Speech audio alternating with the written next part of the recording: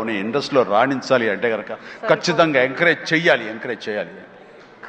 చేయాలి ప్రతి. ఇది గొప్ప ఇండస్ట్రీ అండి. ఇక్కడ ఏదైనా రాణించలేదు, ఇక్కడ ఏదైనా నెగిటివ్ పీపుల్ ఉన్నారు, ఇక్కడ మాకు ఇలాంటి బిట్టర్ ఎక్స్పీరియన్స్ జరిగి అంటే కనుక అది నీ తప్పిదం అవుతుందని నేను అనుకున్న ప్రకారంగా నేను నమ్ముతున్నాను. నువ్వు స్ట్రిక్ట్గా ఉండి సీరియస్గా ఉంటే కనుక ఏ ఒక్కటి అడ్వాంటేజ్ తీసుకోవడం ప్రయత్నించారు.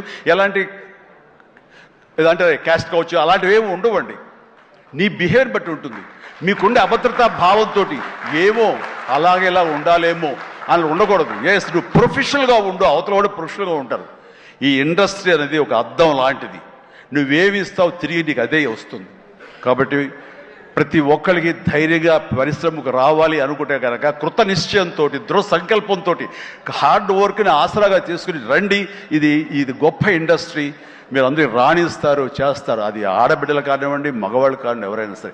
సో అది నేను వెల్కమ్ చేస్తున్నాను. దానికి ప్రత్యక్ష సాక్ష్యం సుష్మిత, అలాగే దత్తు గారి పిల్లలు స్వప్న దత్, ఇలాంటి వాళ్ళందరూ కూడా ఎంతోమంది. ఇది ప్రధానంగా ఇంత డిస్ట్రిబ్యూటర్స్ తరపున మాట్లాడిన సుప్రియ, వీళ్ళందరూ కూడా ఆ స్థాయి వాళ్ళు. అండ్ తర్వాత